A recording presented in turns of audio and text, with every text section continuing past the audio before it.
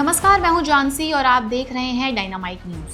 खगोल विज्ञान की दृष्टि से सूर्य ग्रहण एक अद्भुत और सुंदर आकाशीय घटना है। वहीं हमारी भारतीय परंपराओं और ज्योतिष शास्त्र में इसे ऊर्जा और प्रभाव के परिवर्तन का समय भी माना जाता है। ऐसे में 12 अगस्त 2026 को लगने वाला सूर्य ग्रहण धार्मिक और ज्योतिषीय दृष्टि से महत्वपूर्ण माना जा रहा है। ग्रहण को लेकर सबसे अधिक सवाल गर्भवती महिलाओं और छोटे बच्चों को लेकर पूछे जाते हैं। जब भी सूर्य ग्रहण का समय करीब आता है तो हमारे घरों में बुजुर्ग और परिवार के बड़े सदस्य सबसे नाजुक सदस्यों यानी गर्भवती महिलाओं और छोटे बच्चों की देखभाल को लेकर विशेष रूप से सचेत हो जाते हैं। आज के इस वीडियो में हम किसी डर या अंधविश्वास की बात बिल्कुल नहीं करेंगे, बल्कि बेहद सरल और वैज्ञानिक दृष्टिकोण से ये समझेंगे कि सूर्य ग्रहण के दौरान गर्भवती महिलाओं और बच्चों को किन किन छोटी छोटी लेकिन जरूरी बातों का ध्यान रखना चाहिए।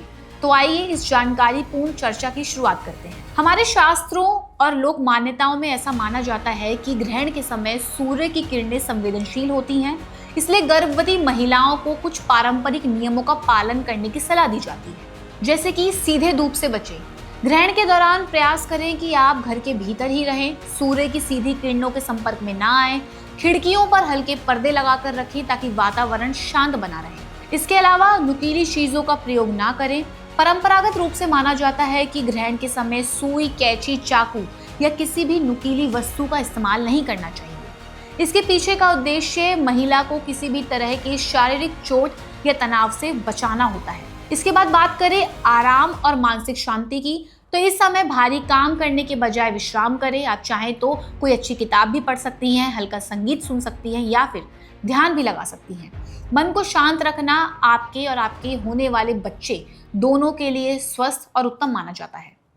अब बात करते हैं कि हमारे घर के छोटे नन्हे मुन्ने बच्चे ग्रहण देखने के लिए बहुत उत्सुक रहते हैं, तो केवल प्रमाणित और ISO सर्टिफाइड सोलर फिल्टर या चश्मे का ही प्रयोग करना चाहिए। साधारण धूप के चश्मे सूर्य की हानिकारक UV किरणों से सुरक्षा नहीं देते हैं, तो इसलिए जरूरी है कि आप सर्टिफाइड चश्मों का ही प्रयोग करें।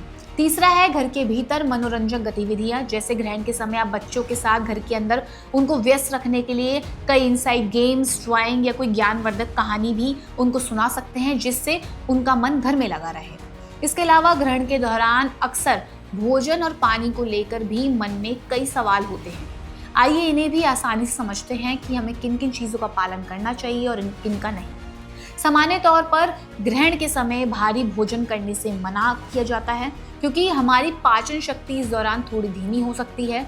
हालांकि गर्भवती महिलाओं, बच्चों और बीमार व्यक्तियों के लिए उपवास या भूखा रहना जरूरी नहीं है। यदि आवश्यक हो तो हल्का फुल्का खाना खाएं, फल खाएं और तरल पदार्थों को अपने खाने में जरूर सम्मिलित करें। पारंपरिक मान्यताओं के अनुसार ग्रहण से पहले पानी या जो भोजन है उसमें तुलसी के पत्ते डालें।